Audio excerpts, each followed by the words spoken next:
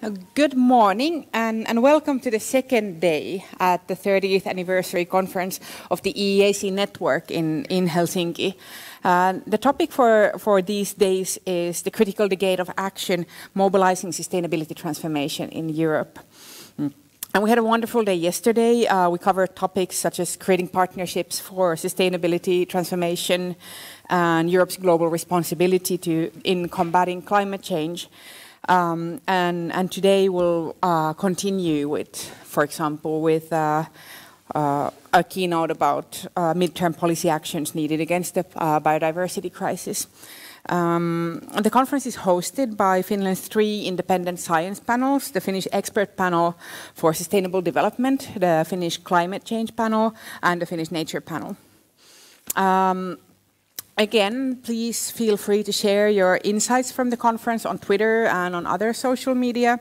Hashtags for social media are, again, EEAC30 and Critical Decade. And you can also tag the handle EEAC Network.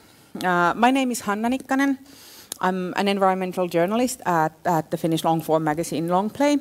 I'll be facilitating the keynote session today as well. And now I have the honor of introducing our high-level opening first speaker. She's Maria Ohisalo. She has served as Minister of the Environment since June 22. So, and before that, she served as the Minister of the Interior for 2 years. She has a PhD in sociology. She has worked as a researcher on issues related to social exclusion. And now, please, Minister Ohisalo, the floor is yours.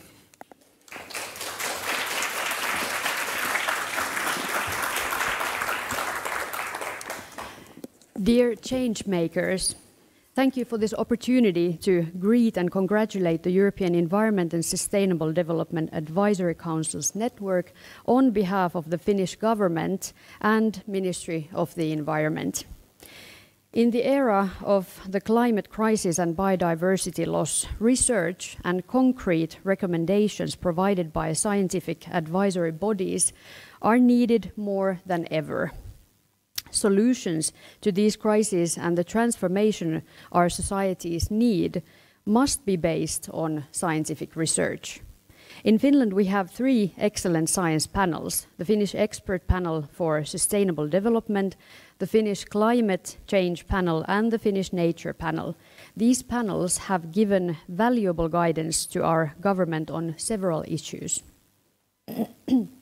Just to mention a few examples, our carbon neutrality target 2035 and other emission reduction targets in our new Climate Act were actually set based on the recommendations of the Climate Change Panel. This year, we prepared a new Nature Protection Act, and the Nature Panel was heard in the process.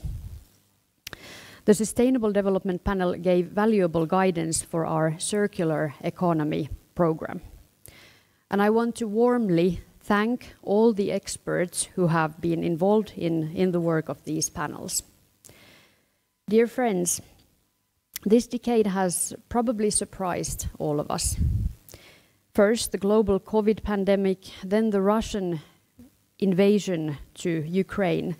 At the same time, the effects of the climate crisis are becoming more and more visible, and hunger threatens millions of people in Africa. Pandemic and the war only have been a wake-up call and a dress rehearsal for future challenges, like United Nations Secretary General Antonio Guterres has said. But also, a lot of good things are actually happening. The EU is finalizing its climate package, and many countries have set new ambitious emission reduction targets. Renewable electricity growth is accelerating faster than ever. The urgent need for climate action has been recognized widely in the societies. Today, I would like to address specifically 2 topics that are maybe less visible in public debate, but nevertheless crucial for our future. These are overconsumption of natural resources and loss of biodiversity. I'm certain that in this decade, these burning issues will be as widely discussed in politics as climate crisis is now. In the coming years, we will need knowledge, new tools, indicators, and policy recommendations to tackle these crises. Globally, the use of natural resources has more than tripled in 50 years, and the OECD estimates that it will almost double from the current level by 2060, unless we change our production and consumption habits. The use of virgin natural resources is the main cause for climate change and loss of biodiversity. The green transition is a way forward. However, it will also increase the demand of natural resources. Thus, a new race for these resources will begin. Windmills, electric cars, and hydrogen solutions require materials and low-carbon electricity. There is not just one single solution to respond to this challenge. Transition to a circular and more sustainable economy is not just about businesses, but the whole society. And the way we plan and design our policies, cities, and infrastructure, as well as our daily lives, has to change. Above all, we have to tackle the elephant in the room. High consumption society is simultaneously a benchmark for measuring development success. But at the same time, the use of virgin natural resources is the main cause for climate change and loss of biodiversity. Nevertheless, we somehow fade down the discussion on overconsumption and avoid looking for effective policy tools and ambitious global policy on natural resources. So far, globally, there are no real targets on dealing with overconsumption beyond limiting food waste.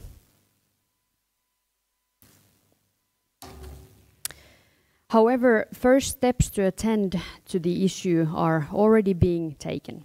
The European Union Circular Economy Action Plan was released in 2020, and it aims to reduce the footprint of production and consumption and double circular material use within the EU.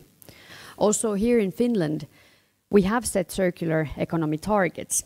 Last year, our government adopted circular economy strategy and made a decision, I would say maybe a historical decision, to set a cap to curb the overconsumption of natural resources.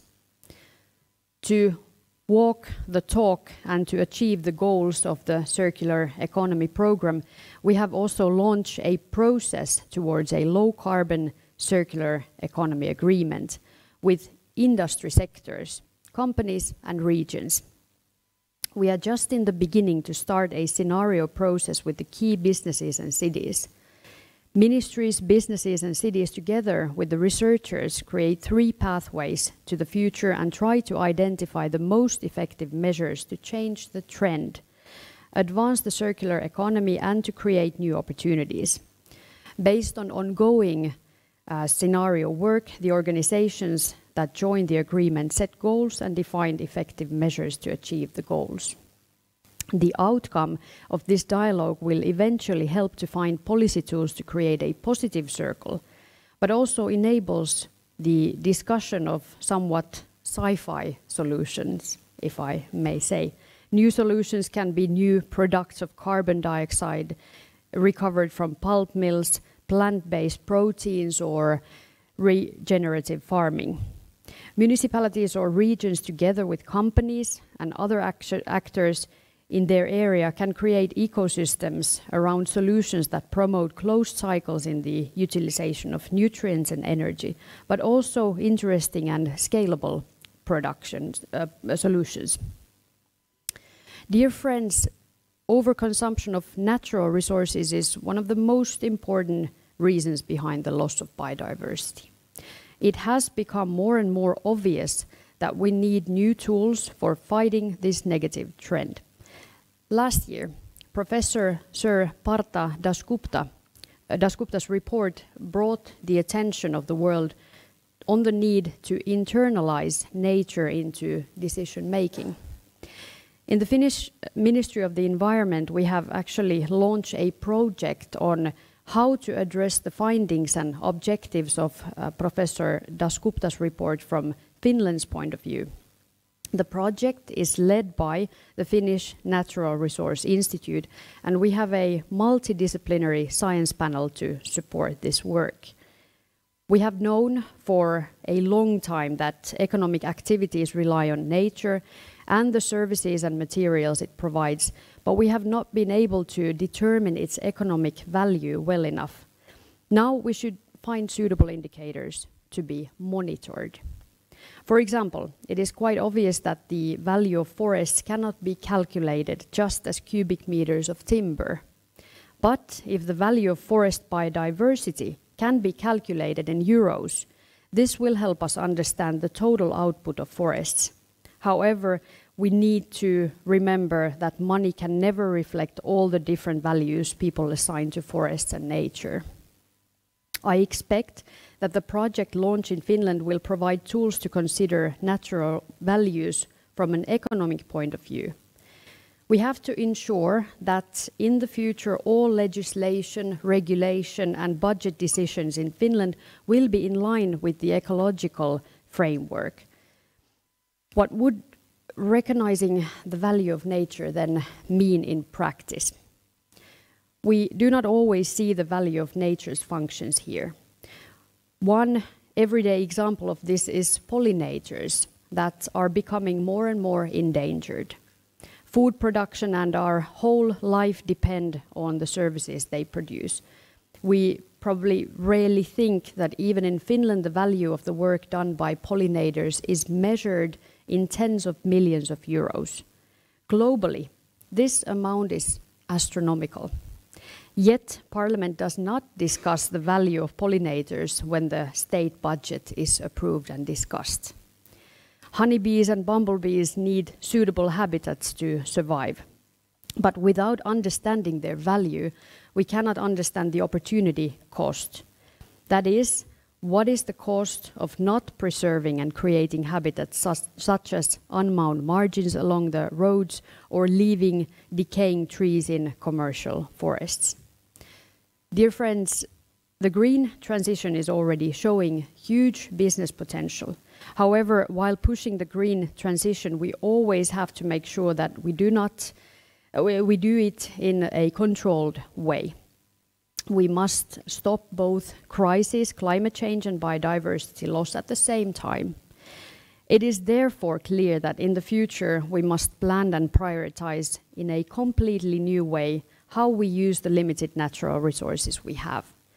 We need a complete systemic change. And even more importantly, we need a change in our mindsets. Nature and economy are intertwined in a crucial manner.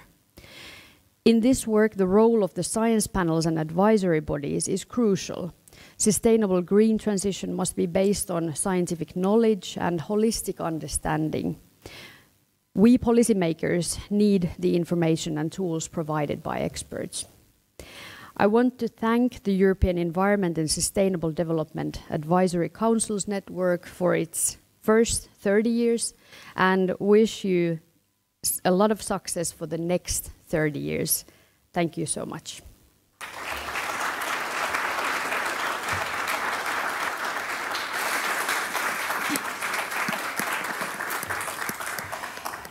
Thank you, Minister Ohisalo. And next up, I'm going to invite to the stage Professor Paula Eerola.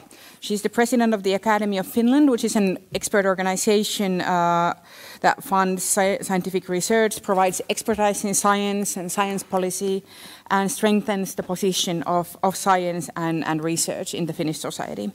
And her own research field is particle physics. And she's also serving as the vice rector of the University of Helsinki. Welcome to the stage, Paula Eerola.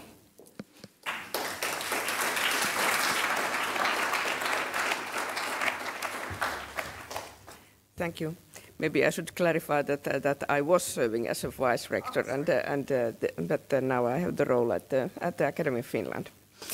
But dear distinguished guests, It is my pleasure also to welcome you all to the 30th EEAC Annual Conference Seminar on behalf of the Finnish research funders.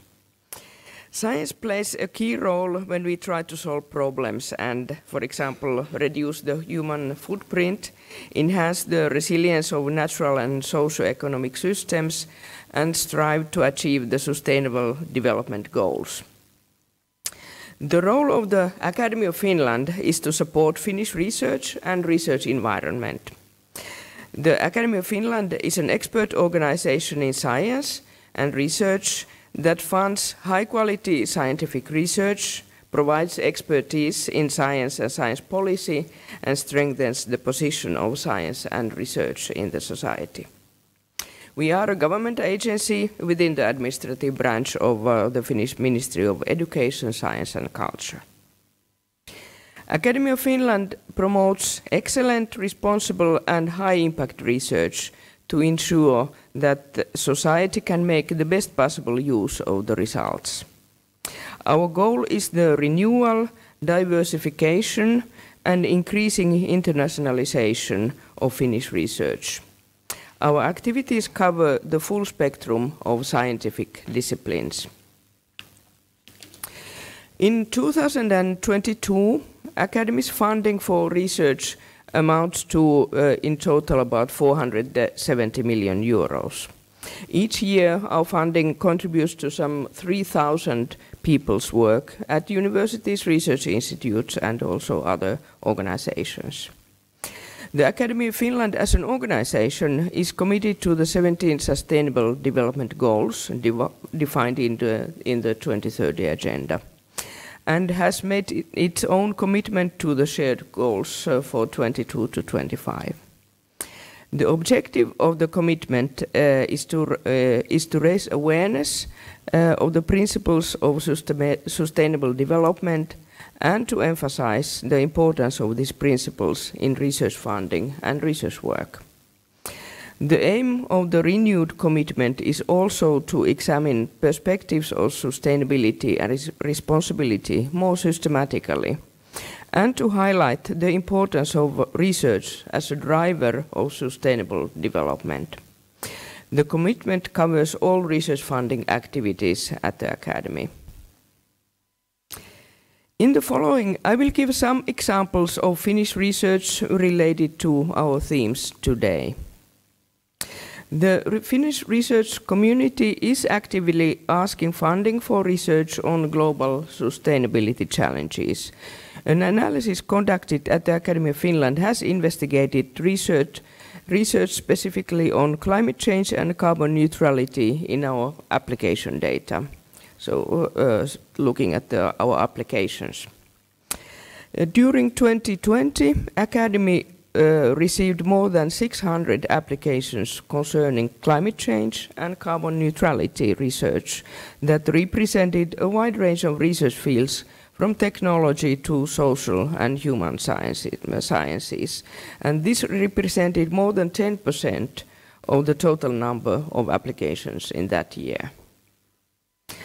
The applications presented questions related to, for example, more environmentally friendly battery technology, the health effects of air pollution, reducing food waste, climate change observation technology, and decision making. The Academy of Finland and the Strategic Research Council, which operates in connection to the Academy of Finland, together funded that year research directly or indirectly linked to climate change and carbon neutrality for a total amount of approximately 68 million euros. That covered about 1/5 of the applications analyzed during that year. So the applications were also multidisciplinary. The applications included 3.4 research fields on average. The sustainability challenges of our time require collaboration across disciplines. The research themes included also a wide range of impact considerations and mitigation strategies. The climate crisis is one of the most pertinent global challenges in need of solutions. The need to address issues concerning climate change is part of the Academy Finland strategy. The Academy funds research related to climate change and carbon neutrality every year, not only in 2020, both in the autumn call and in thematic calls. The importance of research on climate change and carbon neutrality will not diminish. For example, the evaluation of the Academy of Finland published in March 2022 stresses that the Finnish research and development and innovation system must focus even more on tackling societal challenges. Academy of Finland is also funding several academy programs that are more thematic research programs related to environment and sustainable development. For example, climate synergy, biofuture, carbon value, climate change and health, critical materials in circular economy of cities, and development research. These are the programs running at the moment. These programs aim to strengthen research in these fields, promote making use of research results, and highlight the importance of quality research in tackling global challenges. Research priorities within these themes may change due to new technological innovations or research results, for example, but the overall goal of mitigation and adaptation remains. The Academy of Finland coordinates national research infrastructure investments and supports European and international infrastructures. The role of research infrastructures in the green and digital transition has been recognized. Indeed, responsibility and sustainable development, as well as digital platforms and data, have been named among the 6 strategic development areas identified in the Strategy for National Research Infrastructure, which is now the current one from 2020 to 2030. For example, the Integrated Carbon Observation System, ICOS, research infrastructure has its headquarters in Finland.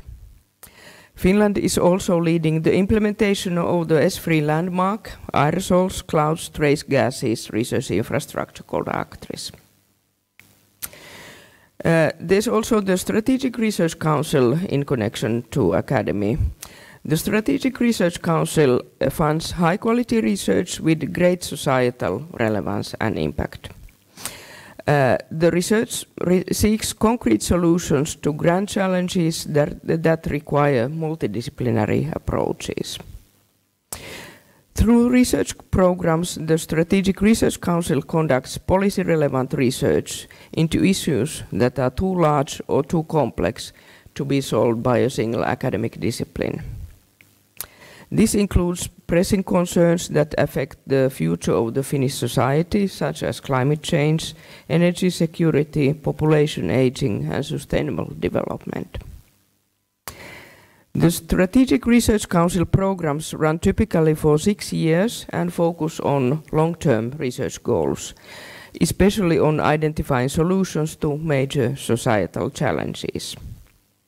The programs share and combine experiences in academia, policy, and international organizations to help bridge any gaps between scientific and policy communities.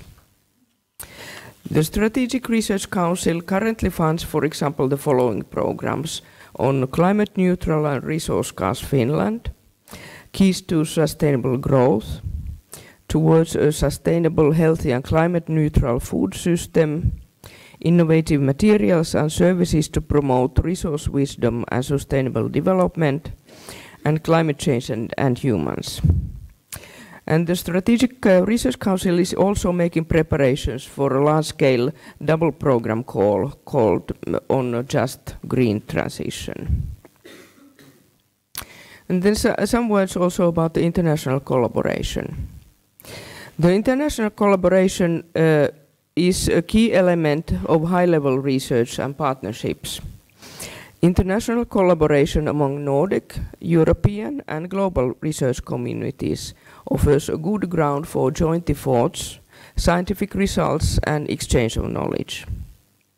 Partnerships range from individual research mobility between countries to multi-sectorial and multinational partnerships, such as the Horizon Europe supported partnerships. The joint European Recovery and Resilience Facility is an opportunity for green and digital transitions. Finland's Recovery and Resilience Plan forms part of the Sustainable Growth Programme for Finland. The programme supports growth that is ecologically, socially and economically sustainable. The Academy of Finland supports the implementation of Finland's Recovery and Resilience Plan with funding to promote the dual digital and green transition. In 2021 and 2022, the Academy's RRF-based funding amounts altogether 85 million euros. Dear participants of this conference and dear guests, the need for collaboration between actors in Europe and across the world is now greater than ever. It is important to bring researchers and other actors together from South and North, East and West. The theme of this 30th EEAC annual conference is the critical decade of action, mobilizing sustainability transformation in Europe. It is indeed a time for action given the accelerating pace of climate change, loss of biodiversity and use of natural resources. Research helps our societies to respond to global challenges. Research-based knowledge is mandatory, ensuring sustainable development and protecting the welfare of future generations. In this endeavor, open science is a tool to overcome barriers to the free and open international exchange of data and information, and thereby generate global impact. The Finnish scientific community is strongly committed to open science policies. But with these words, I wish to wish you a very fruitful continuation of this important conference. Thank you. Thank you, Professor Eerola. And we're moving on to our third keynote session, the first one for today, which is called the Midterm Policy Actions Needed Against the Biodiversity Crisis. We'll have here today on stage or online Professor Josef Settele, who will give a keynote speech, then Mr. Patrick Child, who will be joining us for a comment online.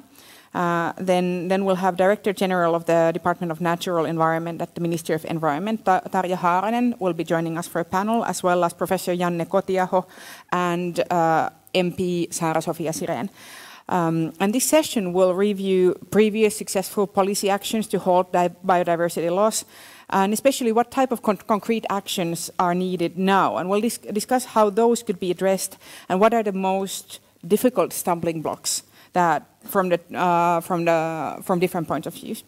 And the session is organized by the Finnish Nature Panel, which is an independent scientific advisory body consisting of 15 experts representing a broad range of scientific fields and universities and research institutions. Hashtags for social media are again shown on screen. And now we'll start with the keynote speech from Professor Josef Settele, who is the member of the German Advisory Council on Environment, and he was also co-chair of the previous IPBES Global Assessment Report. Welcome, and the floor is yours, Professor Settele.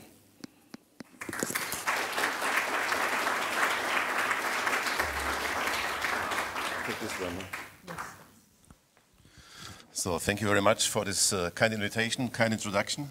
It's my pleasure to be here. And it's a kind of difficult task to talk of something like, does this work? I have to switch it on. Something like medium-term actions needed against the biodiversity crisis. So I just picked out a few bits and pieces, some elements which might be a good basis for the discussion later. So let's see how it works. I'm first going to start, not surprisingly maybe, Well, I'm a member of this Scientific Advisory Council of the German government on the environment, just to mention this one, but I'm not talking on behalf of this council, I'm talking on behalf of my own background, but I'm a member of this one, but also a member of, you have said, and many other kind of activities and organizations. So we started the global assessment with some elements, because this was the kind of baseline we have as an internationally agreed, let's say, catalog of activities, which is in the summary for policymakers, agreed as a consensus document. I just picked out a few examples of things which I think are important in the medium term, but many of the medium term things we want to do have to be started now, of course, because they will be medium term anyhow, because things take quite long in many cases. So for example, this is some of this, just some examples here. Feeding humanity and enhancing the conservation and sustainable use of nature are complementary. Well, that's very obvious, but can't be repeated often enough. That can be advanced through sustainable agriculture, aquaculture, and livestock systems. The safeguarding of native species, varieties, breeds, and habitats, and ecological restoration. As we are now in a decade of restoration, this is already kind of an entry point here. By the way, on restoration, I always, let's say, tend to make a word of caution. It's much better to conserve things rather than destroying and restoring them later again. So this is a kind of a very important component.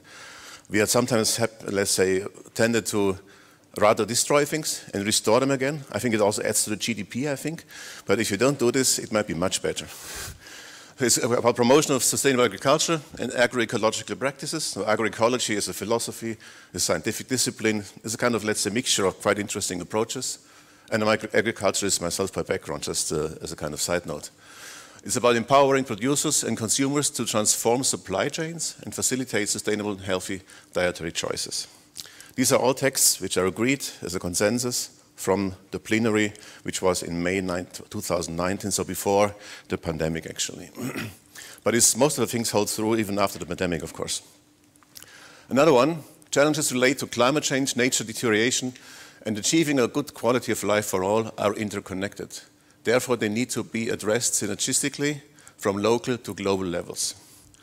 And one of the statements, the 8 nature-based solutions are estimated to provide 37% of climate change mitigation. These numbers vary a bit, that's around 1/3, let's say, until 2030, needed to meet the goal of keeping climate warming below 2 degrees. But this is now 3 years old, with likely co-benefits for biodiversity. However, large-scale deployment of intensive biochain plantations will likely have negative impacts on biodiversity and can threaten food and water security as well as local livelihoods, including by intensifying social conflict. So this bioenergy topic is one specific one, which was repeated again in this joint report of IPBES and IPCC 2020-21, and also in the last Working Group 2 assessment report of IPCC. It's always the same message again. It was kind of, let's say, repeated, and it's surely an important component that bioenergy is, of course, a solution, but not if it's based on, let's say, monocultural plantations, because they are kind of competing with many other things. And also energetically, they're not necessarily the best solution. You have lots of inputs, a bit of outputs, but in the kind of in the balance is not really a big gain, but it's a loss of area. And the third one I picked out here is the very large picture. Of course, a key component of sustainable pathways is the evolution of global financial and economic systems to build a global sustainable economy, steering away from the current limited paradigm of economic growth. And there are some details. I'll just take the second one. OECD countries subsidize $100 billion in agriculture production that is not environmentally friendly annually. So it's just one component. So we are subsidizing with lots of money things which cost even more afterwards, subsidizing all these fossil fuel things, for example. So subsidies is an important component. These are all things very much linked, of course, to biodiversity and ecosystem services. That's why it's in this document of IPBES, of the global assessment. Some of you might have seen this picture before. It's about the drivers we have impacting the biodiversity on a global scale, according to terrestrial, freshwater, and marine biomes. And you can see the most dominating ones in the last 50 years have been land use and sea use change, direct exploitation, climate change already now is number 3 at the moment, but it's catching up quite fastly, pollution, and invasive species. This also means it's impacts, direct drivers, but it's not always necessarily negative. So land use change also might have positive impacts, of course. It's just impacting something. So where there's a problem, there's also the solution, of course. This is the thing we have to deal with. And then we went into the indirect drivers in the global assessment. which is not prioritized. So direct ones are kind of, let's say, what the most dominant ones. There is some literature about this. And the indirect ones is about social values. It's about demography, economics, technology, institutions and governance, etc. So this is really quite important to tackle our direct drivers via the indirect. It's very obvious again. This also is one thing which was quite important, and this consensus agreement in the meeting, in the summary for policymakers. So these are the, let's say, 6 most important components. It's about governance, about economic systems, about equity within countries and beyond, and across the globe. So this inequality kind of issue is a quite important one. Cross-sectoral planning, incentives, and of course social narratives and values. That's the big picture, and this will always remain the same, I think, for the next medium-term activities we are going to deal with. Now let me just go a bit into this IPCC IPBES joint report, which was published the year before, I think last year or year before. And I'll just pick out some examples which are more, let's say, close to our landscapes. Now in Central Europe, we try to see where are the trade-offs between climate change and biodiversity conservation. And one component is the cultural landscapes in Central Europe. So if we maintain these traditional land use systems, because partly they're the reasons for our biodiversity, that's why I said land use change can also lead to something positive if it's a kind of slow process like we had in history in Central Europe. Then you have to reduce extinction risk for rare and highly adapted species. So many of them are adapted to this kind of land uses, especially in grasslands, for example, or heathlands. But you have, of course, the downside is not the climate vegetation, it's less carbon sequestration. There are CH4 methane emissions by animal husbandry and trade-offs between crop fields versus forests. We maintain a high diversity of pollinators, just mentioned by the minister before, and natural enemies of pests. Biocontrol services are important here. We produce high-quality food, meat and vegetarian, but trade-off with food quantity, and we have medicinal plants. So the trade-off quality and quantity is an important one as well in the whole food system, of course. And food system is one thing we are just working on the EEAC right now at the moment. More or less it will be out next month, I guess, Mikhail? Something like this, okay. And it's about maintaining options for adaptation to future changes in the cultural context, sense of place, and mental and physical recreation. So these are the components why it's not always straightforward to say, okay, eat less meat, that's okay. Eat no meat might not be okay for some of these landscapes to be maintained. So you have this in the north of Finland, I think, where people say, well, you can't eat the grass, but you can eat the animals feeding on the grass. It's the same we have at our home place. I come from southern Bavaria, in front of the Alps. You can either eat cows and milks and cheese, and maybe some potatoes, and that's about it. And if you don't have this, it's very hard to live, of course. That's one impression. Central Europe is kind of, let's say, man-made landscapes. This is a mixture of forest patches and then some kind of heathland, some meadows. And there are certain species, like this large blue butterfly also lives in Sweden, I think, which is kind of moving across these patches in a meta-population kind of fashion. You all know Ilkka Hansky's meta-population work started here in Finland. That's surely one of the forerunners of all the studies we are doing in this direction. But this requires also to have this kind of open spaces, have certain dynamics in the land use. And as long as you have many patches, you can also afford having some chaotic land use systems, random systems. It's different if you just do everything at the same time, which happens nowadays, then all the things are destroyed at one time and this species can't survive in the landscape anymore. There was yesterday this biodiversity afternoon. I like very much these global biodiversity impacts of our consumption. And here Ville said meat and cheese are high impacts, that's right, in any kind of direction. Historically it might have a positive impact, now it might be a negative one, but it's not very easy to say, okay, it's good or bad. It depends on the circumstances, on the context, and on the quantities, on the quantification of things. I take another example, which is one of my favorite areas. I go to the tropics. Rice terraces as a quite interesting ecosystem, agro-ecosystem. Everybody knows irrigated rice, methane, climate-wise a quite tricky thing. But also here again, you have to think about these trade-offs and what can achieve with kind of land uses. We did the same. This is from this IPBES IPCC report. We had many case studies across the globe, and the numbers just indicate the setting on a map which is there where we are geographically. So maintaining forests and avoid application of pesticides is one of the backgrounds of irrigated rice terraces and forests in Southeast Asia. So forest habitat for rare species, that's very clear, high endemics and high agrodiversity for stabilization of pest control, for example, at pest population at low levels. We have sequestration of carbon through maintenance of forests, CH4 emissions through paddy fields. And this link is not obvious at the first sight. But all these terrace systems depend on continuous water supply, which is even not guaranteed in the tropics because rain is also kind of seasonal in some places. But if you have forest covers on top of the mountains, this continuity is guaranteed. This means that local populations for their livelihood are interested and actively do preserve the forests in the higher elevations. And these are areas of high biodiversity. So you have the trade-off between carbon in the forest, which is maintained, they have the CH4 emissions, and you have the high biodiversity component. So it's really hard to calculate what is more important, how we can deal with this. But in such cases, if you give up this irrigation agriculture, then you lose the forest as well because there's no more incentive for people to maintain the forest, because then it's still much more precious to sell some of the wood, for example, of these places. With stabilized food supply, avoidance of chemical pollution is another component. These rice agroecosystems, for example, are very old. They have a high diversity. So the insect diversity of rice ecosystems without pesticides is higher than any kind of natural forest in the Central European setting. This is kind of amazing information. But it's due because it was a long-term evolution over hundreds of years. Which means nowadays, if you don't apply any insecticides in irrigated rice fields, you always have at least the same yield, sometimes a higher yield, but less destruction of nature. But to bring across this message is quite a difficult task. We might talk about this slightly later. So you have to find ways to bring across this non-intuitive scientific results. Again, here sense of place important, physical recreation, traditional customs, and high ecotourism potential as well. If you're going to tourism, it's quite important in such areas. So one of the main summary slides of the IPBES IPCC report is about the triangle between biodiversity, good quality of life, and climate change. We always have to deal with these things jointly. All these three of them are important. I just want to mention a few examples of ongoing projects which are important for the medium term.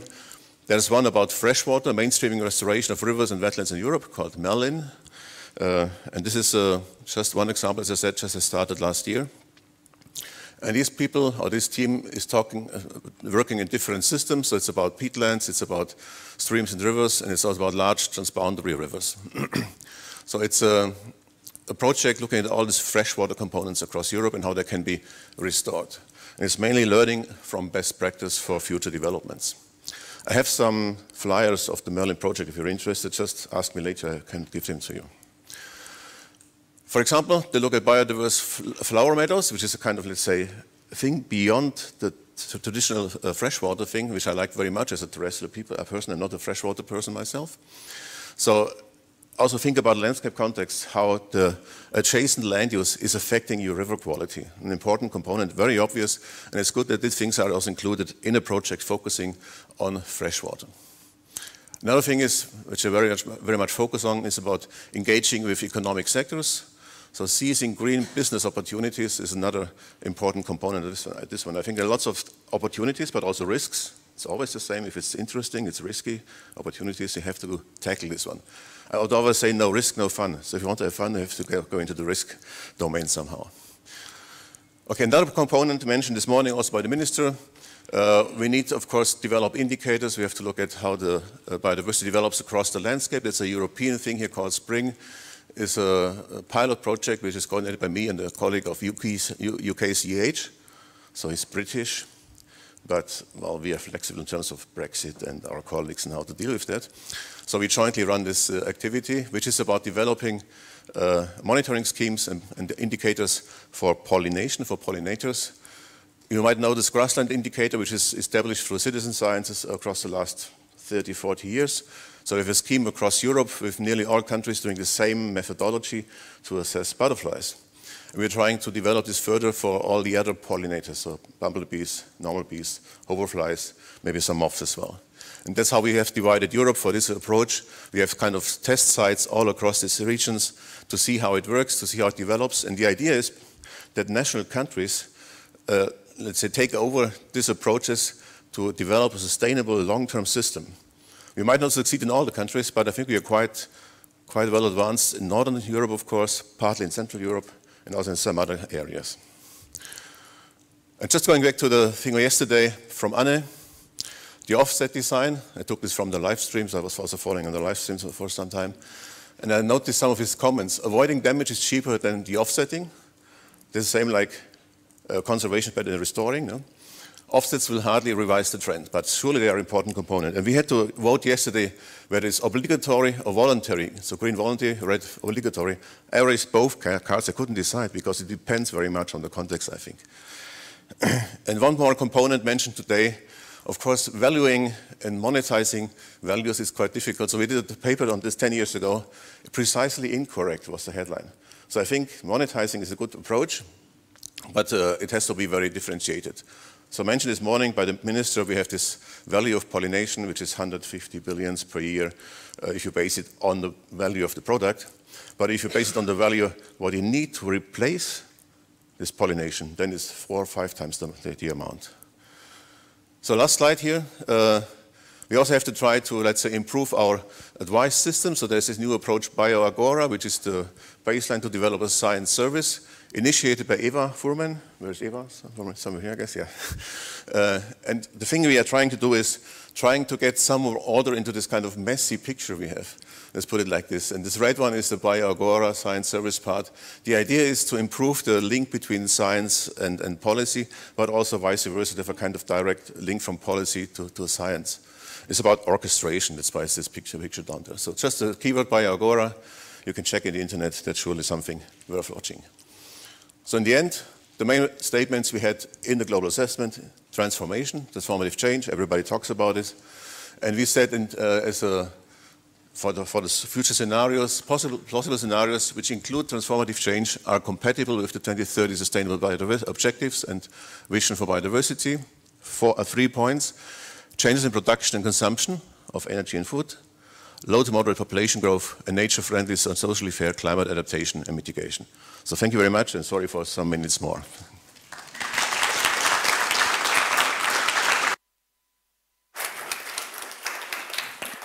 Thank you, Professor Settele, and I'm asking you to stay here for a moment because I'd like to have some questions from the audience based on this presentation. And if you're not getting any, then I'm going to get to ask you my question. But I will prioritize the audience if there's anyone there. Do we have an audience microphone for her? Thank you. Irina Herzon, University of Helsinki. Thank you for your very inspirational talk, but I was just wanted to comment on you on bringing out economic growth as one of the elephants in the room, because as we could hear again and again, very high-ranking persons use it as a tool for solving the problems, and that's exactly what drove us to the problems. Would you like to comment on it as in private, perhaps, as a private person, or on behalf of IPBS? Well, maybe not on behalf of IPBS, but at least you could see in the way we have phrased things, it was a rather critical comment about the GDP as an indicator. And I was surprised that at least this kind of critical attitude towards the GDP was accepted as a consensus for all the IPBS partner countries. 139 countries now, including all the big ones, the United States and Brazil and Russia and China. So back in 2019. I didn't expect that we will survive with this one in the negotiations, but we did. So it seems there is some insight here, which is the first important step. But well, GDP depends on how you measure it and what's the background. So I mentioned this kind of restoration versus conservation. Of course, it's complete nonsense. You destroy it first and then rebuild it. It's very expensive and have a positive GDP effect, which is kind of very obvious. It shouldn't work like this. So this kind of green growth ideas might be some way out, I don't know. I'm not an economist myself, that's why it's very hard to comment on this one. It's just important that we really have to think that this has to be measured in different ways, or like we do it in Germany at the moment, we are trying to enlarge the set of indicators to a much broader thing like education and human well-being, beyond the simple GDP one, which is only about figures and economics, which don't necessarily reflect something which is positive for mankind. Maybe that's enough for the moment. There we have another question. Yes, thank you, Josef. I'm Eva Primer from the Finnish Environment Institute and appreciate this work and your talk very much. And I agree with you in this integrative approach that we should have all the different actors and businesses involved in saving this planet and making the transformative change. At the same time, we see a very clear role division, for example, already just in administration or in science. We see that ministries of environment. Director Patrick Child is here, is going to talk to us soon, but that the environmental administration has a very defined role, and it might be quite limited as well. And integrating the other sectors is a challenge. If you wanted to comment on this, how the environmental administration responsible for conservation and often also restoration, designing restoration, could reach out to other sectors, or how you see that, what you see the other sectors' role to be. And perhaps you can concentrate on administration because it's so hard if we do the whole world. Thank you. I would restrict it geographically, so nice to see you, Eva. I would restrict it geographically to my home country, Germany, which at the moment is on a good way to, let's say, break some of the silos at least. It might be linked to who is leading which kind of ministry, of course. So this is, at least there is some openness between the agriculture and the conservation one. Also with the Ministry of Economy and Climate Change, but that's Robert Habeck. With all the difficulties they have, but at least it's a kind of, there are joint activities going on now between different ministries, which seems to be, for scientists, it's a logical thing to do. But it's not the logic in an administration. So they're kind of, let's say, very isolated. So these things are breaking up. And I think it's mainly a matter of, let's say, having some dedicated people who are open-minded, even if the other minister is from a different party, which is the case in our country. Of course, we have three parties governing in Germany. So this is a matter of having open-minded politicians. It's very hard how to carve them, how to design them, but that's an important component. That's all I can say at the moment. So we have to have this cross-sectoral activities. It's very important. And it's very hard to get there. But you can start here already on the national level or even the local level sometimes. At least in our case, we have 16 lenders, so it's quite diverse. Which shows diversity doesn't always lead to stability, by the way, but it's a different topic.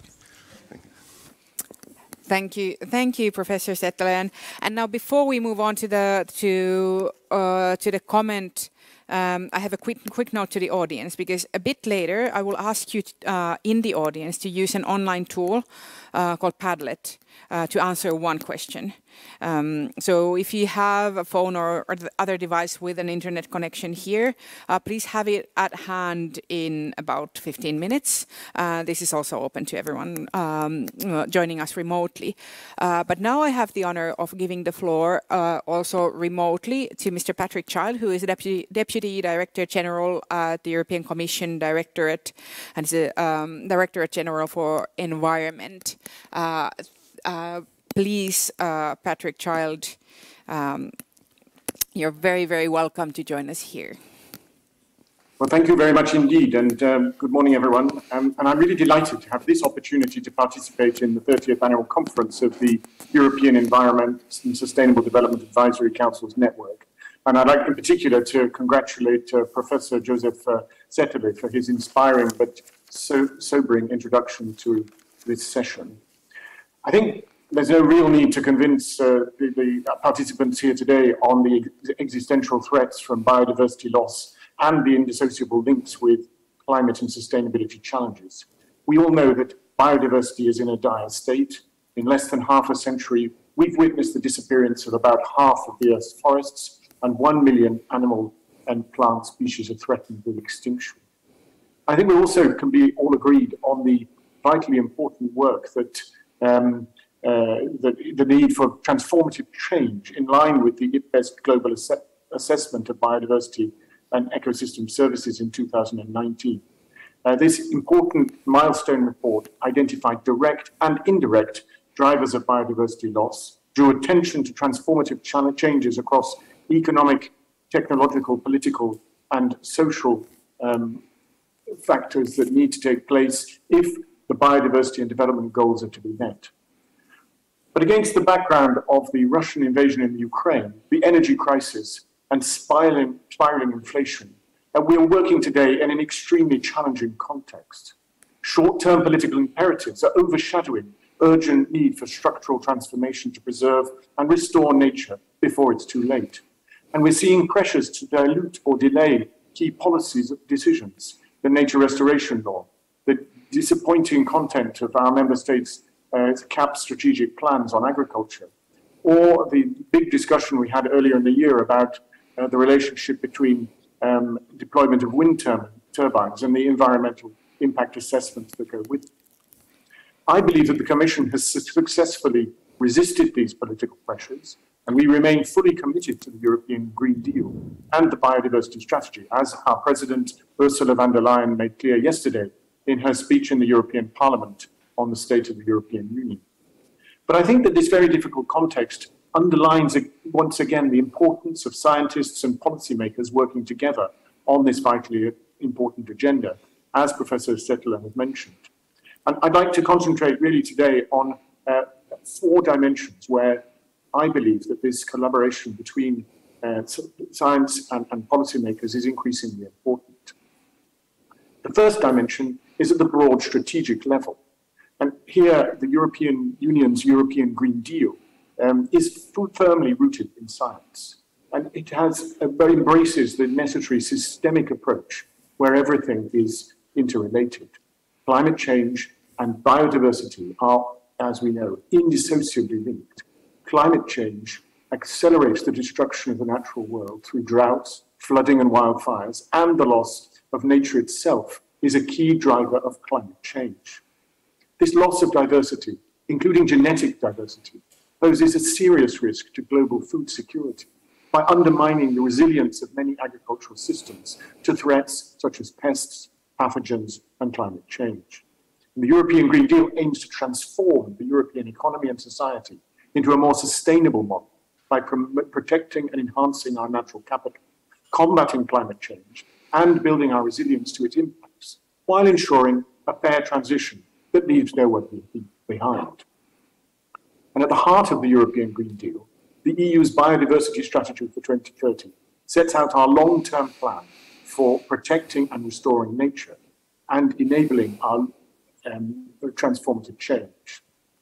The second dimension I'd like to comment on is European global leadership on science in the international discussions on both biodiversity and on climate. And I'm really proud of the leading role that European scientists are playing in the work of IPBES, just as they do in the IPCC for climate. I think this is a really important part of the credibility of our leaders, in particular our Commissioner for the Environment, Virginia Sinkevicius, when we go to meetings like the Biodiversity COP in Montreal later this year. Europe already has a climate law for the climate crisis, and we're calling on other countries around the world to follow our lead on climate ambition in establishing the global biodiversity framework in the COP in December.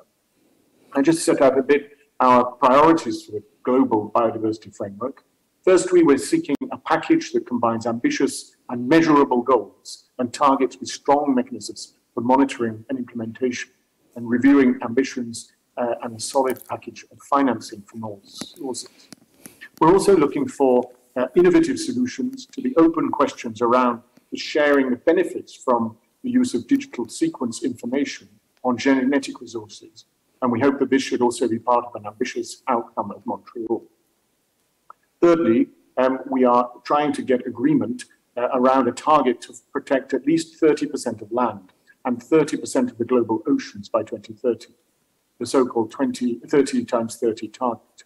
And this is also thanks to the effort of the High Ambition Coalition for Nature and People. We need ambitious restoration targets, something in the order of 20% for all terrestrial area and 10% for oceans and seas. The third area where I think policymakers and scientists need to work together is on the day-to-day development of European policies. European Union legislative proposals are based on rigorous better regulation and impact assessments. And science and research are really vital for us in bringing together the evidence-based. And I'd just like to mention a couple of examples that are particularly relevant today: our nature restoration law and our forthcoming proposals on forests and soil. On the nature restoration law, for the past 30 years, our main focus on nature has been about protection. And this, of course, remains essential. But I think what we've seen, and I think Professor Settler also referred to that protection alone is no longer enough.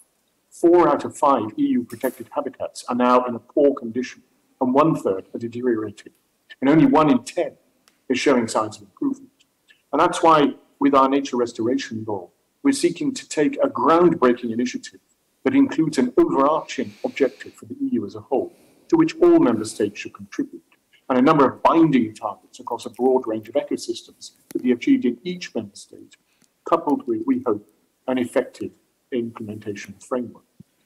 Turning to our forest strategy, forests are at the heart of the EU biodiversity strategy, and of course, the frame for our policy was established in the Forest Strategy for 2030 that the Commission adopted last year.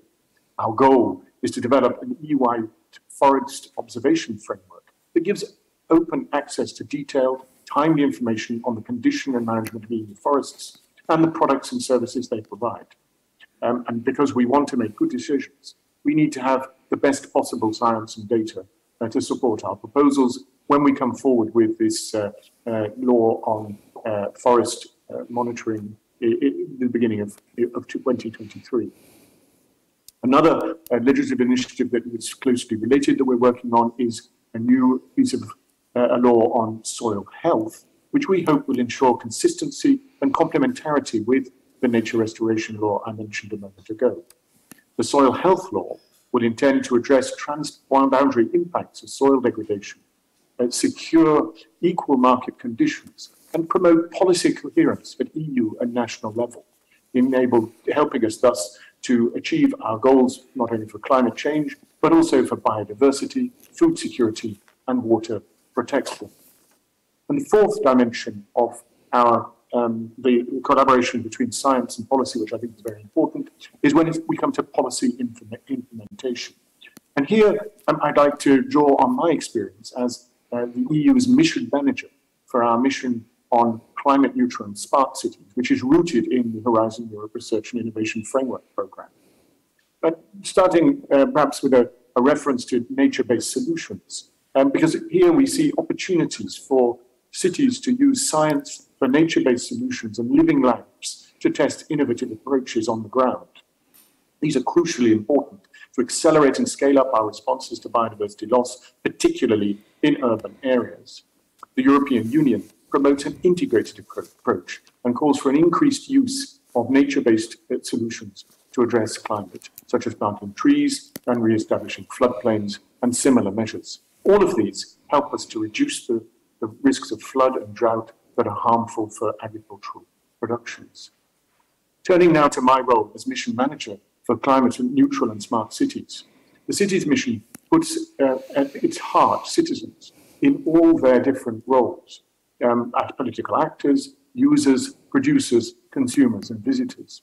More than that, it acknowledges that a new governance framework is needed to go beyond the silo working practices that we sometimes see towards more integrated, inclusive, and cross-cutting participatory governance.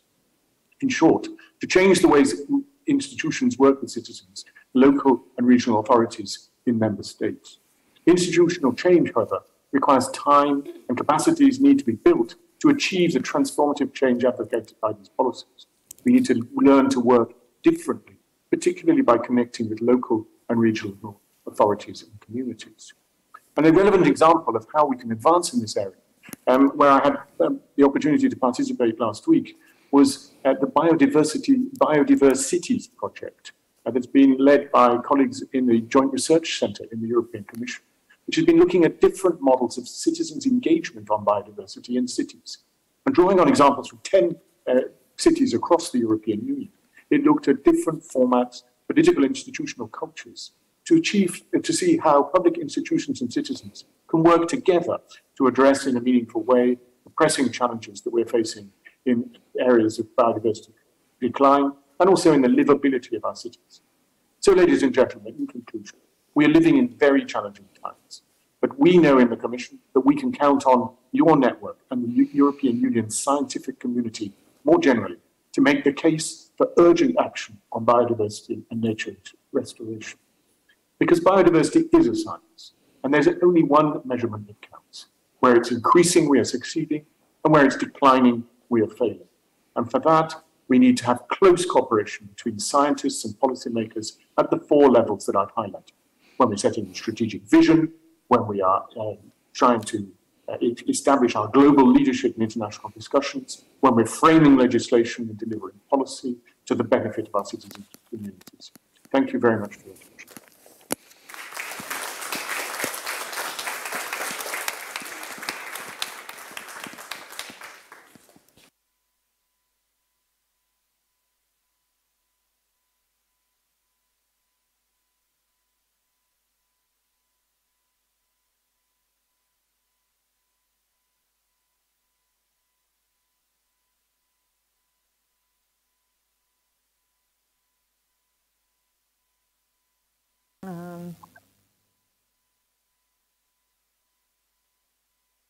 And up there, the red URL, and there you will be asked the question, what is the most important action for halting biodiversity loss on a national level in your country, in your own opinion? And when you answer the question, please also mention the country of your country of residence, or whatever country it is that you are using in your answer as your country. We'll look at these responses a bit later. And I'm giving you a moment to type your answers. But maybe I'll already start introducing our panelists. So please, for one, Professor Josef Settele, please join me on stage for the panel. And then I'll grab this chair for myself. And then we'll also have Tarja Haaranen, who is Director General of the Department of the Natural Environment at the Ministry of Environment of Finland. Welcome. And Professor Janne Kotiaho, whom you've already seen on stage, many of you here. He's the chair of the Finnish Nature Panel. And Sofia Sirén, who is a member of the Finnish Parliament. Welcome.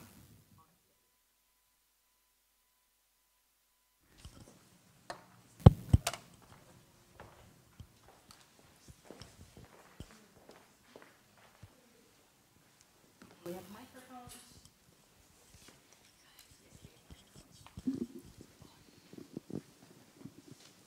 So again, now we're going to be talking about, well, all of these topics that were already covered in Professor Settele's and Mr. Child's talks earlier. What kinds of successful policy actions can we imagine to halt biodiversity loss in the current situation, which can be challenging due to political and economic crises that are going on in Europe? So we'll be talking about the stumbling blocks, we'll be talking about opportunities. And to begin, I would like to hear from all of our panelists, what is your position, what is your role in regards to this topic? What are you doing in your work to help halt biodiversity loss? And we can start right here on my left with Ms. Sirén. Thank you so much, and thank you for having me. It's a very important topic, and I'm happy to be part of our very distinguished panel. So my name is Sofia Sirén. I'm a member of Parliament in the Parliament of Finland and a member in the Environment Committee. I'm leading environment policy in my party, the National Coalition Party, which at the moment is in the opposition. Nevertheless, I'd say my role in the Parliament has been very much linked to cooperation between MPs from different parties and also across the border between the government and opposition, which I find super important in complex topics as this. Thank you. And then Tarja Haaranen, welcome. Thank you very much. I come from the Ministry of the Environment here in Finland. I'm a head of the Nature Environment Department. And actually, a few days ago, our ministry launched a new strategy to 2035. And one of the goals we have there is to solve the triple planetary crisis, which means we are working at the same time to solve the climate change crisis, the biodiversity loss and pollution. So I could say that at least in all of our work we should have biodiversity loss included. But we in Finland are in charge of nature conservation. We are preparing the legislation for that. And we are also preparing the nature conservation programs and establishing the nature conservation areas. We are coordinating the Finnish delegation for CBD, the Convention of Biological Diversity, and coordinating the EU work, especially the EU biodiversity strategy. And also we are in charge of preparing the Finnish national biodiversity strategy and action plan. Thank you. And okay, and Professor Settele, we already got to know you a bit, but do you want to give a brief answer to this as well? Well, in addition to what I mentioned before, I'm also a member of the Multidisciplinary Expert Panel of IPBES, so the MAP, which is kind of designing the future strategies, the future things to be going on in IPBES. And as I said, my background is agriculture, so I'm very much in research in social ecological systems. So I'm always sitting in between chairs, which is not cozy, but very interesting. Thank you. And then Professor Kotiaho, welcome. Okay, thank you very much. And as an academic, I would perhaps describe myself as a philosopher. And that means that I try to understand the world that we share with all the other living things. And in particular, what I try to do is to understand the impact we have on the other living beings on this planet. And as a chair of the Nature Panel, I try to communicate this understanding to the policymakers and to the public, but in particular to the policymakers. Thank you. And now I would like to, again, each of our panelists to give me one example of successful influencing of politics or policies trying to halt biodiversity loss that you have been a part of or followed from afar. So successes in halting biodiversity loss. Do you want to start again, Sofia? Well, sure, thank you. Well, you have to remember that I'm in the opposition now, so there's not so much success that I can bring out that I've done personally. But I'd like to raise this point on cooperation because I find it really important. Also, you know, we have an election coming, so we cannot focus on only one term. These are the kind of topics that we need to be working on for years and years ahead, and not only focus on the current term that we are having. Success, I'm also a member in the grant committee, which I forgot to mention, so I'm a lot involved in EU policy. And in this sense, the grant committee is giving up the framework for our ministers to negotiate on the EU level. And there has been some very good work within the committee where we have actually been able to, I hope, strengthen the position of Finland. I have also been active in founding some working groups within the parliament, cross-party working groups. And these have been especially successful in work linked to saving the Baltic Sea. So actually work with Baltic Sea, the biodiversity and linked to Baltic Sea, I'd raise as something that I've been successful in. Okay, thank you. And then please go on. As we heard earlier from our Minister Ohisalo, I think the legislative framework for Finland has been updated recently quite well. We have been preparing the Nature Conservation Act, the Climate Act, and it's very important that these are coherent and all take biodiversity loss into account. But to mention one success, I would like to raise the Finnish Habitats program, Helmi program. Helmi is Finnish and it means pearl. So we've been protecting and restoring and managing the nature's pearls, different kind of habitats. It's a voluntary program for landowners. They get compensation for their work. It's been really warmly welcomed. And for example, last year we had over 6,000 hectares Myers protected. That was well over what we were expecting. And we're working with different habitats, mires, woodlands, wetlands, natural grasslands, and some aquatic biotopes. So I think that's really, really a good success story and a good beginning. Okay, and then Professor Settele, what's your big success story? Well, maybe it's a small success story, but it's a success story, really. I think of my work I was working in Vietnam for some time. And through these results we had, in this case, on the pesticide side, in rice ecosystems, I mentioned this before, our main results we could, let's say, bring over through 3 or 4 different corners, links, the friend of a friend of a friend, to the minister, who could sell the idea of banning pesticides as his own idea, which he did.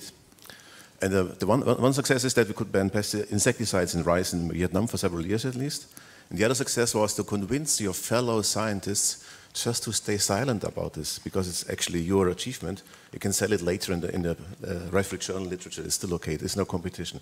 So you have to just be able to, what we call, whisper to the policymakers, also to give them a chance to have something which they can really describe as their own kind of findings. That's one thing I found quite amazing because of these 2 components. And that's super interesting. How about you? Have a Yes. You have a whisper network. I wish. So it's actually very difficult to know when you have an influence. Yeah. When you are a scientist, an academic, and not actually doing the decisions and so forth. So, yeah, but maybe I start mentioning that, Sara-Sofia, you are in the opposition, but you are one of the most or more kind of, what's the word, constructive persons in the opposition, and that's why you actually have an influence, even though you are not in the cabinet at the moment. Yeah, I'm whispering. Yeah, exactly. So I believe that I have had some impact on the biodiversity offsetting that we were discussing yesterday, because I was invited to whisper in the previous negotiations for the government, and there I was talking about this issue, and also we have been talking about and doing research over it for a long time. So I believe that there may have been some influence that it's now in the Nature Protection Act, but for sure I know that how it is actually implemented in the Nature Conservation Act, in the forthcoming Nature Conservation Act, there definitely has been some influence. And actually, I wanted to follow up on this because the whole scientists whispering to policymakers is that's a fairly central idea. It's something that we've also been talking about here. What are all of these different routes that researchers need to be able to use, maybe be able to use much more efficiently and strategically than before? So Sara-Sofia Siren, I would like to hear your view. What would you like for researchers to learn and know how to do? What are the ways of getting their message to politicians in an effective way? Oh, that's a really good question, and there's always room to improve the dialogue between researchers and experts and us politicians.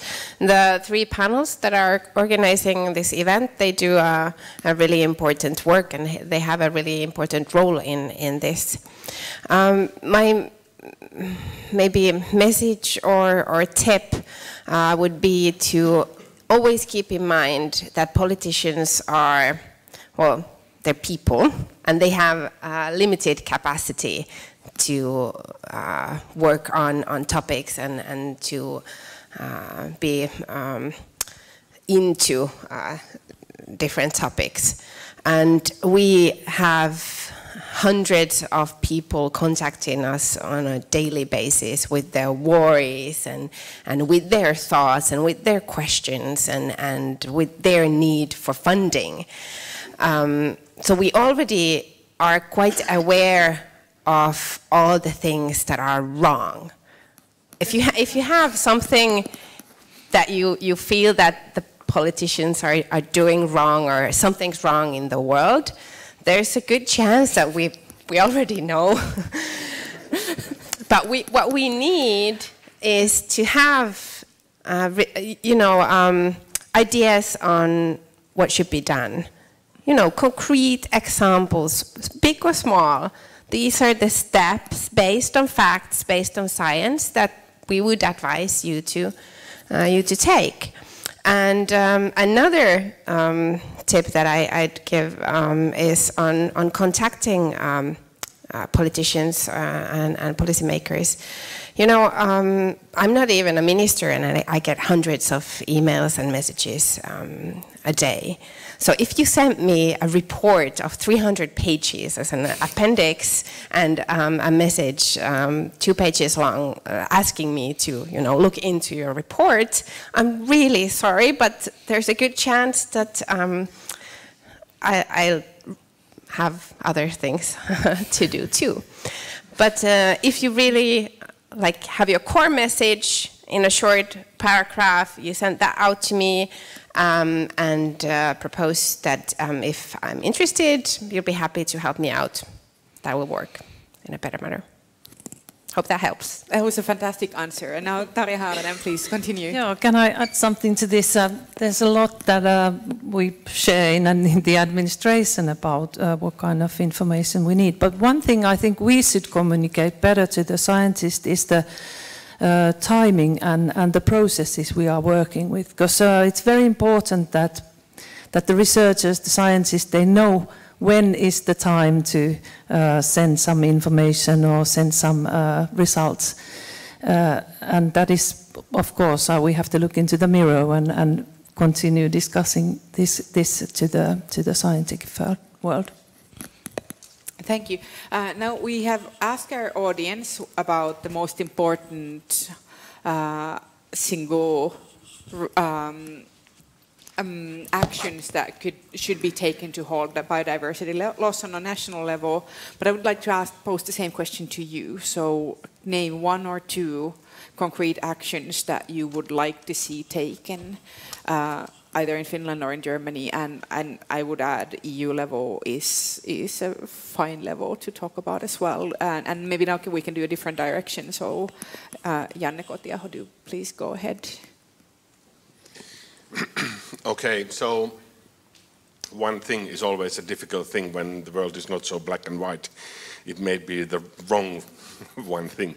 So in the Nature Panel, we have been analyzing all of the kind of policy documents at the global and EU level, and also involved in the work in Finland. And we kind of conclude from that analysis that the ambition level that we have set is high enough. So even though I said that I'm a philosopher, I think that the time of talking starts to be over. So we don't need more ambitious targets. That's what we don't need. But what we then do need is that now when we are talking about biodiversity, it's ecology that we need to look into. So there are 3 things that ecology where is important.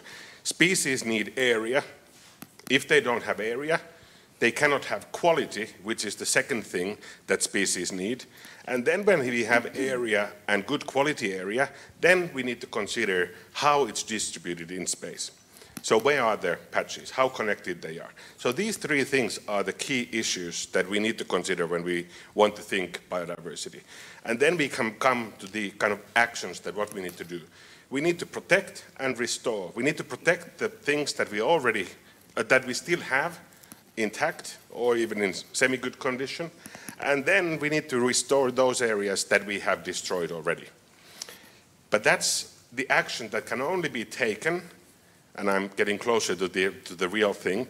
So those actions we can only take if we have a long-term resources to secure those actions that then the actual doers do. And therefore, what we actually suggest in the panel is that we should perhaps utilize the GDP, which was criticized earlier, in a way that we should tie the funding of the biodiversity and nature funding in general to the GDP, and maybe something like 1% of that should be allocated to this work until we have reached all those wonderful targets that we have now set to ourselves. So that's what we should do. Thank you. How about you, Professor Settelä? What's your action? Well, I think the talking is not over, but it depends on whom you're talking to. No? So, I mean, spreading the news, spreading the information across to the population is still a very important thing to do, also for scientists, which are sometimes reluctant to do this. And I guess getting lots of people on board and, let's say, bringing across the background they have in a convincing manner, not an arrogant manner, but it's a kind of, let's say, taking people on board by being just part of the community, trying your best to do this, which is not necessarily so easy. This might help a lot. So if this kind of, let's say, you can develop this kind of joint feelings. I do a lot with agricultural people, actually, because my background is quite helpful. And I use this kind of background. I was testing tractors when I was young. That's a nice entry point to discuss with farmers, because then you're immediately accepted as a partner, rather than a kind of crazy, green, arrogant scientist or something like this. No? And this is an entry point which is important. So talking is not over, but it's different context. And in the moment, I think the most important part here is to, let's say, bring across the message. What is the use of giving up all this kind of nature reserved areas in agricultural lands due to the Ukraine conflict, for example? It's surely a very important example. Because if you look into details, into figures, and all those kind of things, well, all the land we use for producing meat, kind of too much meat, for example, or many other things, is so much more than these tiny areas which we think can now help to save the production of wheat. So just bringing across some of these figures, some of these facts, and not really having this kind of discussions which are going in the completely wrong direction. So this is an important component right now in the actual situation. So this kind of activism doesn't solve the problem. It rather creates more problems because we are not getting closer to this kind of sustainability in land use. So that would be one of the things, I think, regionally, but also nationally and also on the European scale is quite important. And I think I cannot really stress this often enough. And that was actually the question that I was thinking about asking you earlier after your talk. Was when you were talking about food system trade-offs, quality versus quantity, and the fact that you are moving on to working more on the food system, that there is a lot of pressure to prioritize quantity over quality in Europe right now and maximize agricultural land in use, and also to put environmental regulation like pesticide reductions on hold. So what would your message to those actors be who are pushing for kind of a step back? Yeah, it's not about quantity, it's actually about quality. It means which kind of food do you have? So if a lot of, let's say, food which you produce, which is wasted, which you don't really need, or is kind of, let's say, expensive to produce energetically, like meat-based production, if you are able to reduce this to some extent, you gain so much more in area that you can even afford, let's say, some kind of ecological agriculture which still yields enough to feed the people, because the system is different in terms of feeding. And this is a completely different, it's maybe a very important first step in transforming our food production system. And then there is enough area to produce food for us, if it's much less meat-based, of course. So that's the thing. And then we don't have to discuss this few square kilometers, let's say, these few hectares, which we try to, let's say, use now to produce more wheat, which is a kind of, it's a complete shadow activity. It really distracts from the real important issues, I would say. But it's not easy, of course. It's a matter of how we consume, so consumption mentioned this morning, and how we have our own, let's say, behavior, our values, our attitudes. And we all know it's very hard to change things you did for a long time as a kind of tradition, the things you're known to, and changing this is a very difficult thing, but that's exactly what transformation is all about, I think. Thank you. And going back to our question, Tarja Haaranen, what would your action that you would want to see happening? First of all, I would like to say that I got my background also in the agriculture. And I worked as an agricultural advisor when I finished my studies. And I have to say, as a civil servant, that kind of background also helps when dealing with different actors. But what I would like to see changing, if I can say only one thing, of course, I would say that I would like to see the transformative change happening. That we have to somehow get the biodiversity into circular economy, the climate change adaptation and mitigating. We have to have it in the land use decisions. It's really important that it's there in everywhere. We got all the partners involved. We have to have the direct drivers and the indirect drivers taken into account. Of course, we need the nature conservation measures, like it was brought up here. We need to protect the areas, we need to restore, we have to do that, but it's very clear that it's not the nature conservation that will solve this problem alone. So we really have to work together, have to do cross-sectoral work, and I think one of the really promising thing, what I see in my work, is that I keep getting a lot of phone calls from the Ministry of Finance, Ministry of Economic Affairs and Employment about biodiversity issues, and I can feel that something's changing. Also, our Ministry of Finance is making their own strategy about climate change and biodiversity issues. So I see this very promising point, and I think was it Eva Prima here who brought up this cooperation, and I think we quite often get accused that we don't work with for example, the Ministry of Agriculture and Forestry. But I can convince you, if you look at my calendar, that I work with them more than I work with my own people, more or less.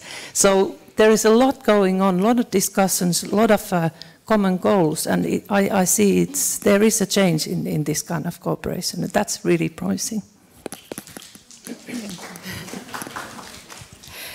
Thank you. So like kind of cross-institutional collaboration is happening more than before.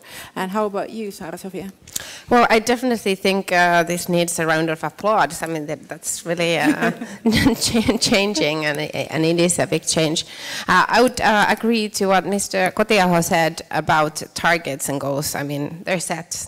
That's true on a national level and also on an EU level, more or less. So what we need now is implementation, right? And with implementation, our biggest challenge is confrontation. And surely everyone present is aware of the difficulty, how difficult it can be to talk about biodiversity or climate change with people from the agricultural side or forestry, for example, or from the side of the economy, more or less. So this needs to be changed, and I too have seen that it has changed throughout the years that I've been in the Parliament. So it's very promising. You mentioned the Helmi program. I'd also like to mention the Metso program, which is also a voluntary-based and has been maybe the most successful program that we've had in terms of tackling this problem of confrontation between the landowners and us who want to protect the nature, not only use it. The one tool that I've been working with since last term is also linked to budget work, sustainable development budget. It was introduced last term by Petteri Orpo, who was at that time the Minister of Finance, and it has continued. I have this personal vision of the sustainable development goals being implemented in the budget, because you know politics is pretty much around the budget book that we have. Now is the time, the autumn time again, to work on the budget for next year. So if we have the targets and goals implemented into the budget book, we are getting somewhere. It's taking us forward. Also, what we really need to do next term, in the next government's program, we'll have to face the fact that the traditional old-fashioned structure that we have on food production in Finland and in many other European countries, that is mainly or almost in total focused on animal-based production, that we need to change. Thank you. And Janne Kotiaho, you had a comment. Yeah, maybe something to clarify that what Tarja was saying, that nature protection is not enough. Well, that's kind of semi-truth, because nature conservation would be enough if we just did it, but we don't do it enough, and that's why it's not enough. And when I'm saying nature conservation, I'm also meaning avoiding the damage, which is then much broader than just setting aside areas, which of course is what we need to do. And then about the targets being in the budget book, I think that's very good thing. That's very good idea. And it's about 1,000 pages. So biodiversity needs about 10 pages. That's 1%. Tarja, go ahead. I think also I would like to mention the ecosystem account, that we should really start using that so we can follow the natural capital and we can see the changes, what's happening. I hope that will be in the next government program. Okay. I still wanted to briefly ask you about about barriers. Are there still barriers to this cross-institutional collaboration that you're talking about? Are there still connections that are not being made? And also, if we don't see 10 pages for biodiversity in next year's budget, then whose fault is it? Who is stopping you from putting it there? Just me? Oh, yeah. Well, you know, today is the International Day of Democracy, and one small part of democracy is that I'll never be able to make the decisions on my own. And this is probably one of the biggest obstacles too, because in these complex questions such as tackling biodiversity, nature loss, we need everyone abroad. So it needs to be cross borders between parties and institutions, and also cross the terms that we have after elections. So, I mean, we need to have the majority on board, not even one party or two parties. In a country like Finland, where we have a multi-party democratic system, we have to have everyone, well, majority involved on these targets. Another challenge that we have is, which has also been said before, we have a lot of crises going on at the moment. And it seems that the war and the economic challenges that we have and the pandemic are taking space from climate change and biodiversity. So we need every one of you to be active and reminding politicians in all parties that we have these huge crises still in the background. They have not gone anywhere. Quite the contrary, even though we have new crises coming on top of them. Mm. Yeah, and that was one of the things that I kept thinking about from yesterday's discussions, was that we should also be prepared for the next crisis, even when we don't know what is the next crisis, but we do know that it's coming. We are living in an era of consecutive and overlapping crises. So sort of that will change a lot of the ways in which we think about responding to long-term crises versus short-term crises, because we are having both of them sort of active on top of each other all the time. Yeah, I have 2 master's degrees, and the second one is from future studies. So I'm frustrated all the time as a politician on how the way we see the future is so short-termed in politics. I mean, you can go to any political discussion and we're talking about the next budget or the next election. That's pretty much it. So we have in the maximum length of our vision is 4 years, and that's at the time of the governmental program negotiations. Then we are thinking 4 years ahead. So that's actually the most important time of being active to influence the governmental program. But yeah, I'm open for any ideas that you have that could enlarge the vision of decision makers from to see the future beyond. I'm working on it myself. Thank you. Now I'd like to look at our audience answers about and I'm getting up so that I can see the screen, because we have some of them visible here. This is a fantastic amount of replies. I'm reading a few of them. I hear from the Netherlands, strengthening biodiversity outside of protected areas, so agricultural land and cities. From Hungary, stop greenfield developments, agricultural reform, including reform of common agricultural policy and rehabilitation of wetlands. In Finland, limiting the amount of forest harvests. in Cyprus restrict the use of chemical pesticides near biodiversity protected areas, promoting growth of endemic habitats and so on. These are Luxembourg is all in. And a lot of forest protection related notes from Finland, limiting clear cutting, nature inclusive green spaces of all sorts in Netherlands. So these are, and I guess I want to ask from you, Professor Settele, these are different, it's kind of from this very brief look, it looks like the answers from different countries are different. Like clearly from within one country you can get very different answers, but also from comparing Finland to the Netherlands, for example, is a super different thing. And how does that play out in European policymaking about the actions that should be prioritized? Well, in the end, we always have to localize the activities. And of course, in Finland, you have 70% forests, I think, so we talk about forestry to quite some extent. In Germany, we have 50% agricultural land and 30% forest, so the priorities are different. It reflects somehow the situation in the countries you have. This also means the policies, in the end, of course, have to be nationalized. So they have the European frame, that's okay. It's important and helpful, often, not always.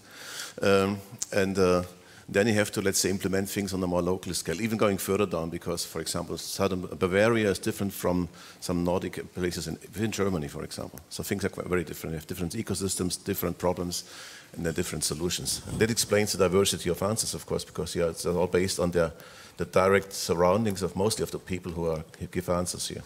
So the thing is, you have to have this kind of large picture, and you have to go down to the local scale to make the implementation. That makes it so complicated. It's diversified, but there is no other way out, so you have to find local solutions. But not forgetting the impacts you have locally on the larger scale, which is often important. So if you just do it in isolation, you might just create a very wonderful wonder world somewhere and depend on resources from elsewhere we don't care about. It's just coming in from somewhere, even on the European level. That is yesterday, I think 80% of our impacts of European land use activities are somewhere else in the global south. And that's something that's really very hard to accept. I think it should be quite different, actually. So we are living, in this case, with the resources from elsewhere, where people have much less wealth, for example. So that's going down and going up again. It's always both. Patrick Child mentioned in his comment also that the European Union is also creating its own principles for forest conservation. Do you see that becoming more difficult now that there is a crisis mode of thinking going on, and we already know that for example, the Nordic governments have been fairly protective of their own forest policies? We had Sirpa Pietikäinen participating yesterday, who is one of the chief negotiators on the EU taxonomy. Is it going to be a bloody fight over the next months? So the question is whether this is whether I see this as a kind of difficult development. Yeah, is it becoming more difficult? Well, it becomes more differentiated, which is neutral as a statement, and I think we still depend very much on the European setting in order to have this kind of, let's say, baselines, kind of, let's say, orientation, which is a kind of the joint policy we have, and that's in many cases quite helpful, because I think the European Commission, at least, is susceptible in a very positive way to advice from EEAC and many other councils, which bring across, let's say, the background, the knowledge we have, and also try to implement it in this kind of regulations or this kind of directives, all these things. So I think it's important. It's a very important level where science comes in and frames the conditions on the European scale. And then there are national interests, which is very obvious. And the thing is, it's very hard to judge whether it's good or bad. It depends on how it develops. But I think we need both in the end. Yeah. So scientists always say it depends. Oh, sorry for this.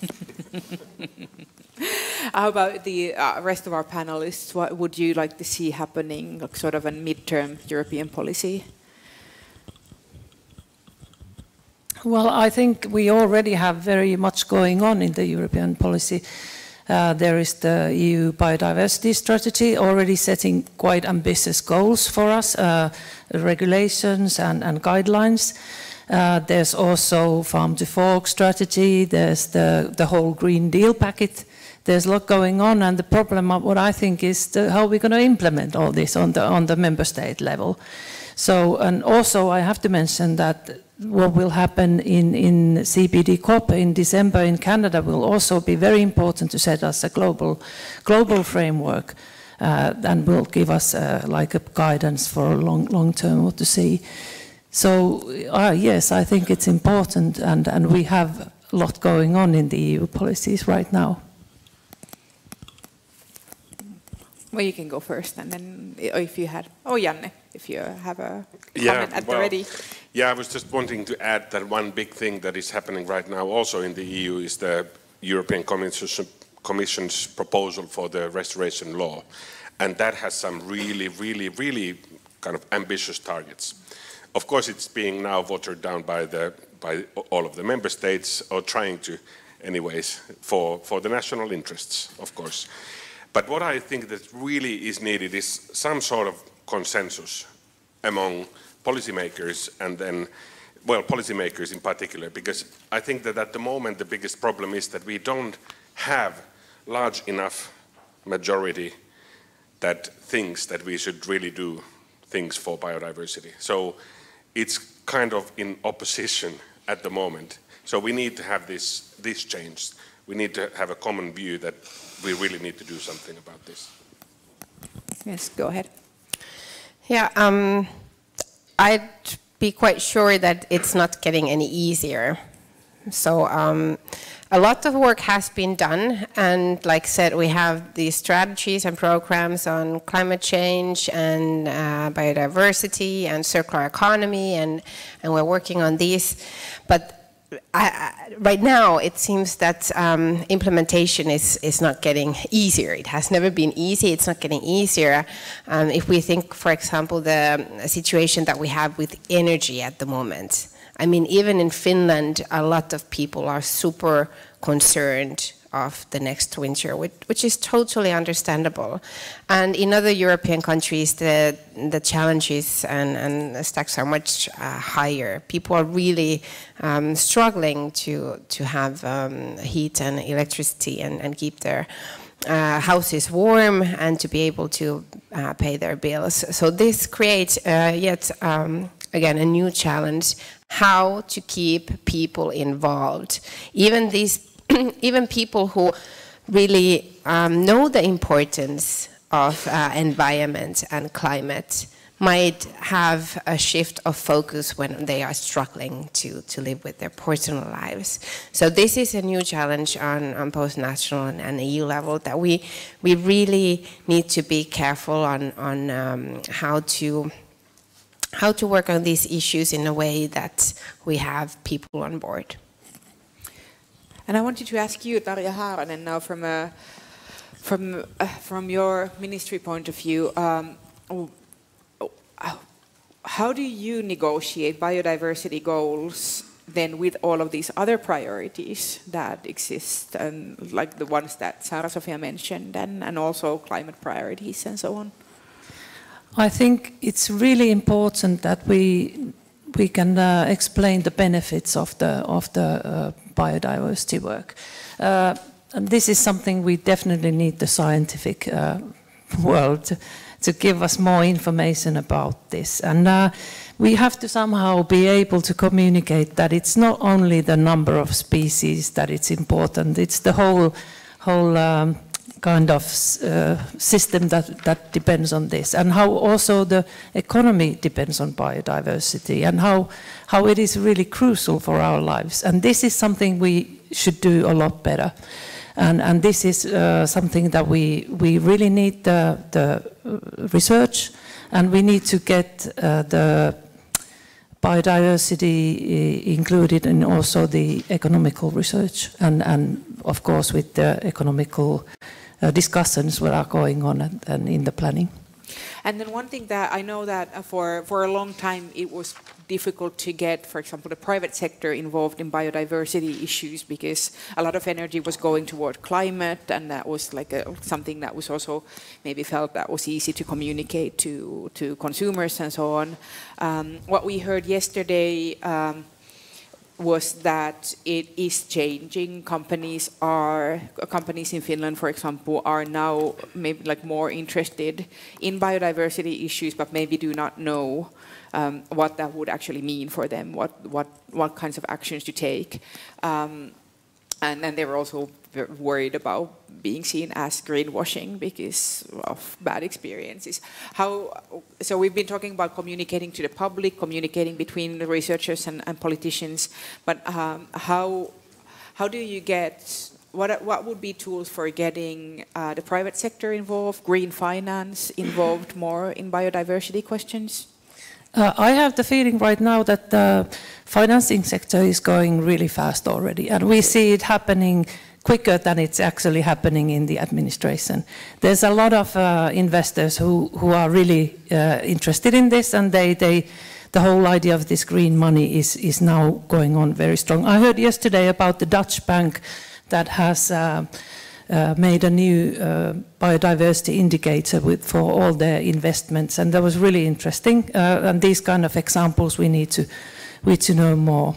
But of course, this kind of public-private cooperation, business and biodiversity thinking, we should work a lot more on these kind of issues. Yeah, Josef Settele, please. But sometimes I'm even surprised how fast and how quick the businesses are. So I had a meeting with our president Steinmeier a year ago, something like this, together with some business people. And they knew more about the global assessment than me myself. I was really surprised. And I said, okay, we have to be much faster. So there have been the more extreme ones, have been the ones from the private businesses. One of them was a German employee from UPM, actually, from this Finnish forest company, just as a kind of footnote, because it's Finland here. So that's one component. And the other one is, I noticed now we made a proposal recently for research activity, where we have been asked by Swiss Re whether they really could become part of it because of the reinsurance thing in the whole issue is quite important. They see it as very relevant, as strategically important. And this tells you that they are thinking quite ahead. And of course, they notice how expensive these damages are if you don't prevent them. And that's another point we had before, everything about future prevention. It's very hard to, let's say, well, there is no glory in prevention. I think that's the saying. And that's a tricky thing we have. If we're successful in prevention, nobody notices. So we have a new crisis, it's a matter of 5 years or 10 years of the kind of intervals. And if you're successful, it takes longer time. But still, it's very hard to prove that prevention was successful. But it's something where it's an important point. And if reinsurance companies go into this, that's exactly what they are thinking about, to be preventive, to, let's say, avoid losses. So that's a direction which I'm very optimistic of. And I think they are really faster than the administration, that's right, in thinking. They have the think tanks, they're very much ahead. And some companies which have very negative, let's say, reputation, like chemical companies, Bayer, Monsanto, they have some interesting people thinking far ahead in totally different directions. So there's also a kind of hope somehow. Of course, it's always the balance between, is it a real good intention for improving things? Is it greenwashing? You never know. But again, no risk, no fun. I think it's a strategy we have to follow. And that reminds me, kind of from my own field, from journalism, I've once heard someone very smart say that journalists should generally look at the reinsurance companies for sort of setting a baseline of what's going on. And don't look at the other companies, but the reinsurance companies, they know where the money, they know where the risk, it's their job to know where the risk is at and how much it's going to cost. So they are generally the first to show where the movement is going. Now we're getting close to the end of this panel. I still wanted to ask you, maybe Janne Kotiaho and Josef Settele, about from a scientist's point of view, what do you find that is difficult to, or maybe not just what is difficult, but what is it like to communicate about research to politicians and the public? Because this is something that keeps coming up in this panel all the time, that the public needs to be brought on board before real change can happen, before we can get the budget that you feel that you need, to, and also to politicians. So where does what is difficult, and what are the opportunities in communicating about science, about biodiversity, to the public and politicians? Yeah, well, first of all, I think that when we talk about politicians and public, I feel that they are almost the same, because politicians are selected from the public in a way. In some sense, the politicians are difficult, and I think that we touched upon this, or Sara-Sofia was touching this issue in the very beginning, because they have only 30 seconds for you. So these issues are so very complicated that it's very hard to say something concrete and something useful other than staying at the top level in these short moments that you can have with these decision makers. I think that is the most important thing, how to actually prepare the elevator talk, that it is concrete enough and has some substance in it, and not just saying that, okay, we are losing the world, do something, which is not helpful. So, yeah, I think that we need to develop our whispering skills. 10 pages, 10 pages.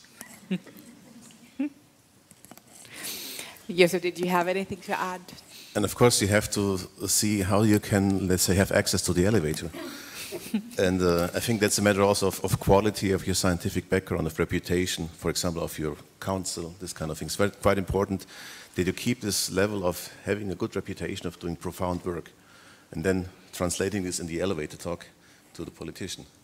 Another point is in the communication, it's always a difficulty. Well, we don't have time, but you don't have. You should not really make people press them too much, because then they react to the kind of they're rejecting. So you have to pretend, take your time, which you don't have. This is a kind of real conflict, I mean, in the communication. So I'm trying to be relaxed, pretend to be, but and not really. But that's the only way how you can have people listening to you. You don't go out there as a missionary. You're just supporting the decision making, which takes time. So this is a kind of trade-off which is hard to solve. But if we are too alarmistic, I think we don't get people on board. Okay. No, you had a comment to that, Tarja, and that will be the closing comment of this. Okay. Well, I ended with something positive. When I think something is being done right, because if I look at the Finnish media, for example, I see also a change there. There's one of our main newspaper who's got a biodiversity loss journalist now, and all these really excellent articles are really also helping with the public opinion. Okay, now I say thank you to all of our wonderful panelists. This was fantastic, and I have a whole bunch of notes that I made for myself about things that I need to think about in the future, about communication, about science, and the sort of the next policy steps that we might or might not see in the European and Finnish level. Thank you so much. And now to our audience. This is the time. This is again a time for a coffee break. Parallel sessions will resume in half an hour, so 11:30. Again, 3 sessions that you have signed up for when you registered for the conference. So thank you very much, and thank you panelists, and have a very good coffee break, and have a nice chat with someone.